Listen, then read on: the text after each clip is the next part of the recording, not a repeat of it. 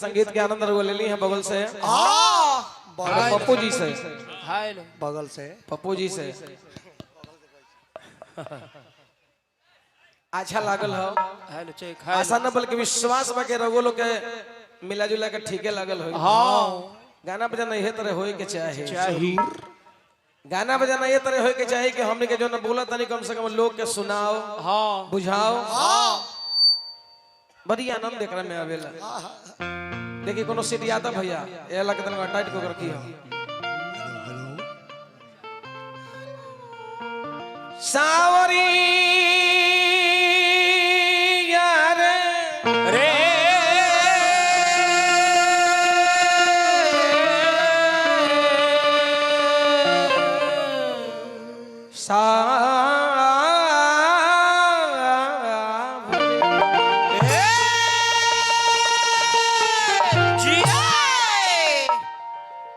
किधर नारे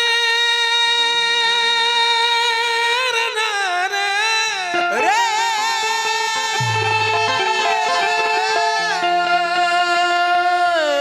नारे नारे नारे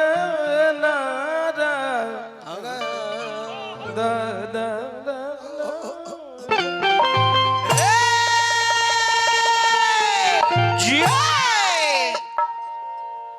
प्रेम से बोल दे राजा रामचंद्र भगवान की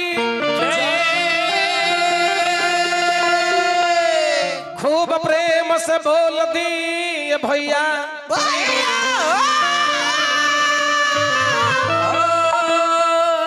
यहाँ के श्रोता समाज विद्वान की मेन वाला के तनका और बॉक्स में दे दे भैया हमारा तो रिटर्निंग बढ़िया मिले अब यही तू गोला में है ले लिखल बा दिल से लगाओ होई भजन तबे भाव होई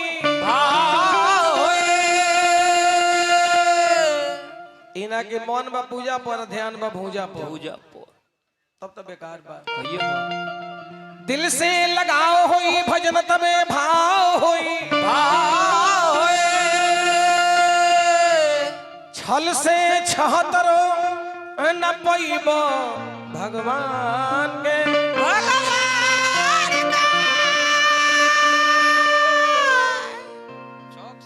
स्वच्छ जब ईमान होई धर्म पर ध्यान होई नाम के जयकारा खूब मारबो पहचान सुंदर स्वभाव होई भेद नहीं भाव होई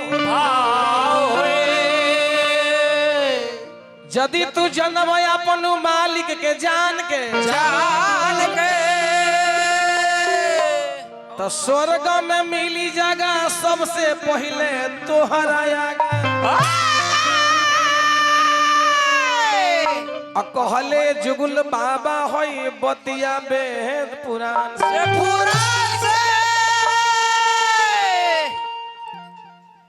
पहिलका भजन हमरा भाई के रहल हो जौना भजन में राम के नाम न हो भजन गावे के ना चाहिए एकदम 100 में 100 सत्य बा जौना भजन में राम के नाम न हो भजन गावे के ना चाहिए आ जौना बात में ज्ञान के बात न हो बातों बतावे के ना चाहिए। एगो औरी बात बड़ा सुंदर बतौने की औरत कतनो प्यारी होखे बाकी सब बात बतावे के ना चाहिए सब बात ना कौनो कौनो बात ना बतावे के चाहिए। मान के चले कि काल के दिन हो फगुआ के घर में सामान घटल बा अब रउआ दलान पर रहे और बेचारी डर के मारे कोनो बातें ना बताए तो काले बाल बच्चा ऐसी रह जी है सब बात ना कौनो कौनो ऐसा बात बजन औरत के बतावे के मुखिया जी ना चाहिए। जैसे मैं मान के चली कि रउआ कहीं जमीन खरीद रहल बनी तो खाली चुपके से कह दी मेहरारू के रानी रानी केहू से कहबू ना हो तोहरा नाम में धनुषी में 2 कट्ठा जमीन कीन ले बनी अब तो रानी के पेट के जो ना पानी हो अब उफर ताफर होए लगा होए बिहान सवेरे जब गणेश भैया सवेरे भइल तो बड़की गोतनिए पर नजर पड़ गई। कहतन की दीदी ओहो है दीदी अरे तहर मर्द का कइले हमार मर्द तो हमरा नाम से 2 कट्ठा जमीन किन देले अब एकर धोनी ढेकार खत्म भइल बर के दीदी के धोनी ढेकार चालू हो इतना बड़ा जुलूम भाई से गद्दारी त कल सवेरे होय दो कल चूल्हा मटाई ताले ओने से बड़का भाई आ गइले कहले कि अरे ओके मालूम बा जो ना भाई के इतना मानत रही वो अपन मौगी के नाम से रउआ नाम ना अभी तक ले ई बात एकदम झूठे हो। अब जब भाई बात के सुनले तो कहले कि बुलाओ बिहान मुखिया जी के बुलाओ घर बटाई जमीन बटाई चूल्हा बटाई मेहरारुआ बटाई होय द बिहान।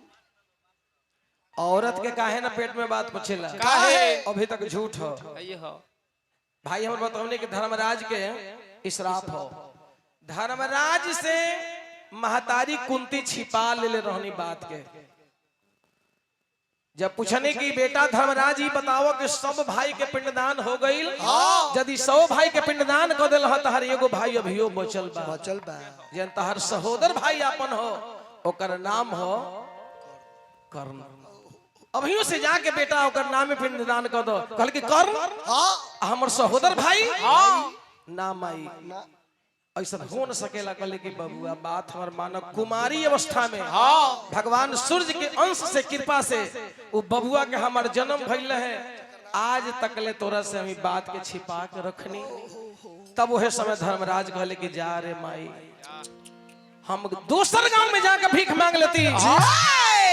आजीवन अपन जीवन ऐसा ही बिता देती लेकिन इतना बड़का गद्दारी अपना मुखिया जी भाई से ना करो जा जैसे माई होकर तो बात छिपा ले लो जैसे महतारी होकर बात के छिपा ले लो तो हम बेटा होकर तोरा के श्राप दे रहल बानी कि आज के बाद से कौनो औरत कौनो बात रात में सुनी है आ जब तक ले भोरे केकरो से कहिए न ओकर पेट के पानी पची ना तब ब्याजी तनी फरिया के कहम तनी हमरो बुझाई तनी एगो बढ़ा दो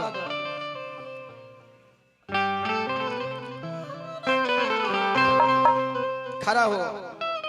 बड़ी सुंदर भजन कहनी है भजन के दुल्हन जवाब बाबू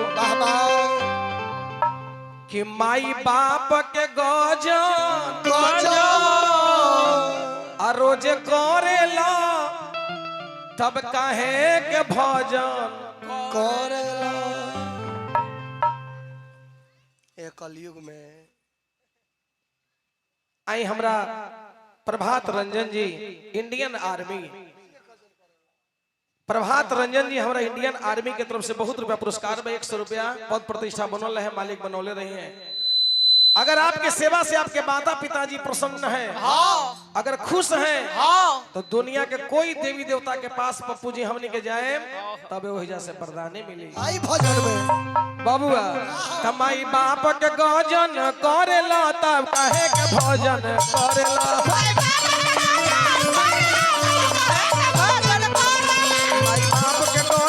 करेला तब काहे के भजन करेला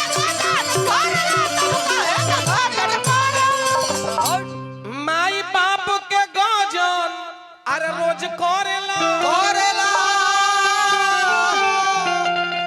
मुखिया जी हमने के उपदेश माटा तनी रात में हमने ऐसे नहीं कीजिए वैसे नहीं कीजिए हमने के स्वयं जात बनी ना तब मौगी कहता कि पहले बूढ़वा के अलग कह दो तमाई बाप के गजन करेला तब काहे के भजन करेला अरे अपना गुरु के नहीं अपना गुरु के नहीं अरे पूजेला तब काहे के भजन करेला अपना गुरु के नहीं पूजेला तब काहे के भजन करेला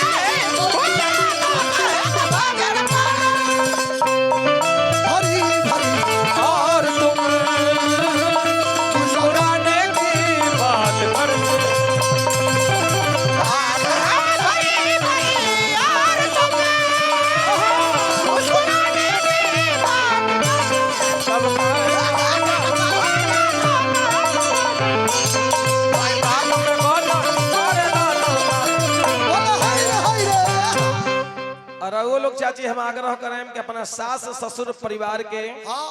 एगो घर मंदिर समझ के पूजा करी। माई बाप के गजन करेला त काहे के भजन करेला कि अपना गुरु के नाही पूजेला आ दोसर के बहिन बेटी के ना बूझेला। अगर रास्ता में चलते हैं तो अगर दोसर के बहन बेटी है उसको अपना बहन के समान दर्जा दीजिए। जी दोसर के महतारी के बालेश्वर बाबू अपन महतारी से दर्जा देवे के चाहिए।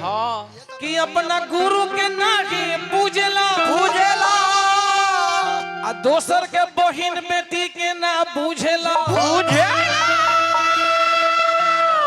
तब खाली अपन पेट के भरेला तब काहे के भजन करेला। तब अपन पेट के भरेला तब काहे के भजन करेला।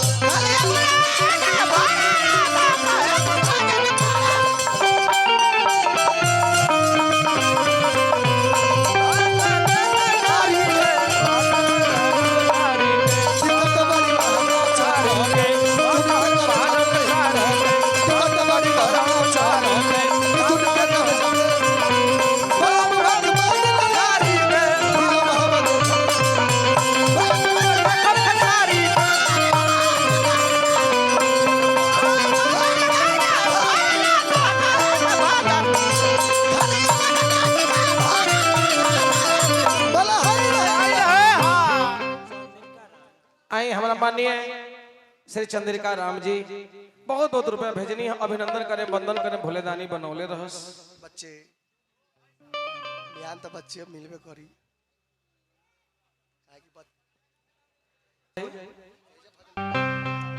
हमारा माननीय श्री ओम प्रकाश जी एवन साइकिल वहाँ के तरफ से पुरस्कार बा। अरे भैया के अभिनंदन बा वंदन बा। औरी का कहे के हम गणेश भैया एक हरी लोग कहेला कि जो देखो तनी हमरे हो कि कहेला कि बलुआ चौरा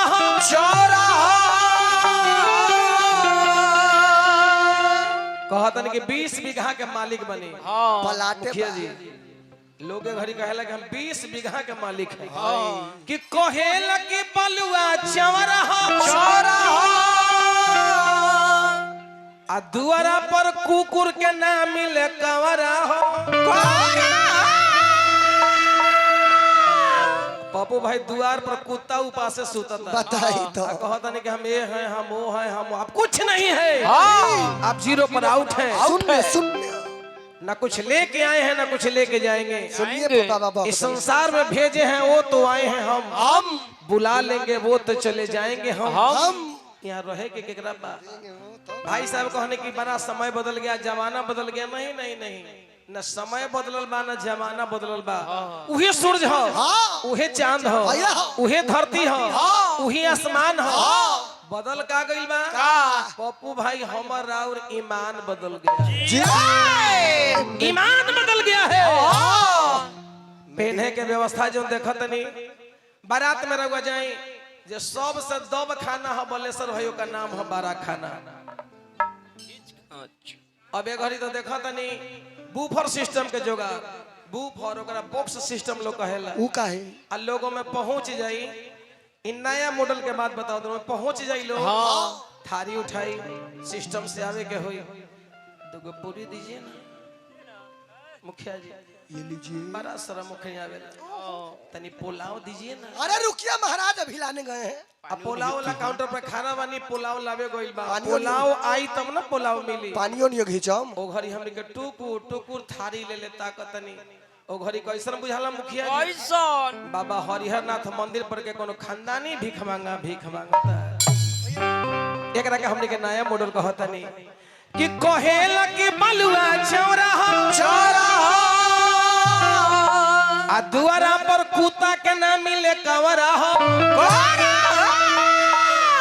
दोसरा के देख के जोरेला। बलेश्वर भाई के बैंड बहुत चलता है मेरा काहे नहीं चलता है तो उतना हिसाब लगाइए कि दोसरा के देख के अरे जोरेला ता काहे के भजन करेला।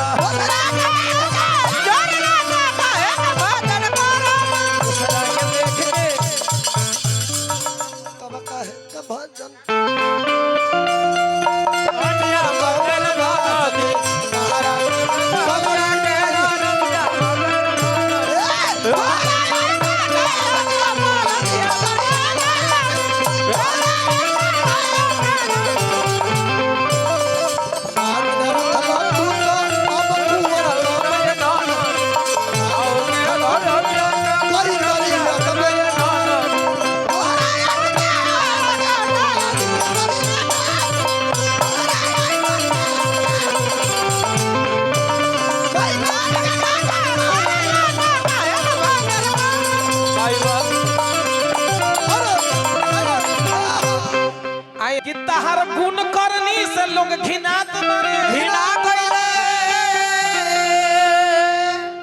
जन लीला होता हाँ लोग देख के घिना रह लगे राम हो राम राम हो राम कि तहर गुण करनी अब घिनात बटे आओ में सटले तहर जात बटे त अपना जात से घात खूब करेलो अजीत बाबू अरे मंच पर आइए भाई कि अपना जात से रोज घात मान के चले कि बसुला हो हाँ बसुला में अगर मसवा ना ढुके तो बसुला से बांस कटाई तो अपने जातवा घात करता अब का कि अपना जात से घात रोजे अरे करे लो तो कहे के भोजन करे लो जात से घात रोजे करे लो तो कहे के भोजन करे लो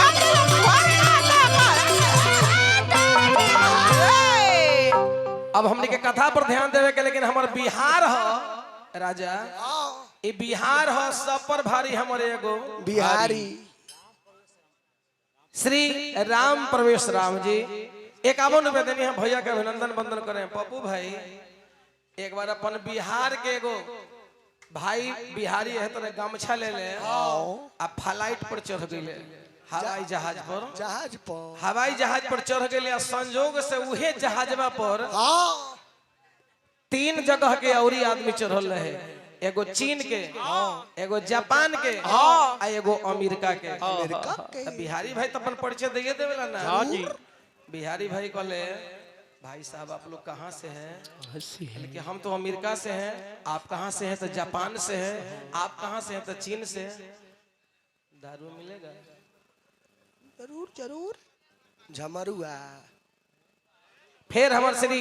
पहलवान दास पोखरी पर एक जन ढुलका चलिए वहां के पुरस्कार भेजने यहाँ पहलवान बाबू का अभिनंदन वंदन करें तो बिहारी भाई कहले बिहार में नहीं मिलता है थोड़ा व्यवस्था होगा अमेरिका वाला भाई कहले कि चिंता मत करी अरे हमने के बैग में पूरा फूल रखल बा अरे वो जरूर सुने में आपका मन पसंदीदा गीत गोड़ जोड़ होले गांजा पीता है स्मोक पी के चलिए हमारे सत्येंद्र कुमार दौलतपुर चांदी सत्येंद्र कुमार दौलतपुर चांदी बहुत बहुत रुपया देनी है उ खेसारी के गीत है जो भाई हम फरमाइश करता नहीं कहा था कि फूल आपको छोड़िए गर्मी के दिन में आइए इसलिए इसको पकड़े हुए हैं कि ब्यास लोग के समस्या हो गई कब से जब दारू बंद भइल तब से अब तो लोग 100 रुपया निकाले ला सोचे ला कि रे ब्यास के दिन तक 5 किलो आलू हो जाए आ तो मूड बना के लोग आवे जेबी में हाथ में जे धरा जाए से दे दो गलती ए भैया अब देखी कि उहे हवाई जहाज पर बिहारी भाई कहले एकर जोगाड़ बा तो अमेरिका वाला कहले कि जोगाड़ बा एकरो बा तो कहले कि एगो काम कर जाऊं अमेरिका वाला के 2 पैक दे दी चीन वाला के 1 पैक दे दी आज जापान वाला से पूछ लगल कि तुमको कितना चाहिए तो कहते रहे कि हमरो के थोड़ा सा दे दीजिए आज जब बिहारी भाई के नंबर आई गणेश भैया जब बिहारी के नंबर आई ना तो ओकरा जब गिलास में धराए लगल तो वहां के नेता कहतनी और धरो और धरो धरिए जब पूरा फुल बोतल पी ले तब कहले भाई साहब महुआ मिलेगा तो आई रहुआ के हम चटनी जो ना फरमाइश सुनाएम तनी सा 5 मिनट जो ना उपलक्ष्य पर हमने क्या बनी का घाम लगता गीता बाबू है नो हां हां सांजी देखा तो देखा दी तनी ओकरा बाद खाता पड़ होई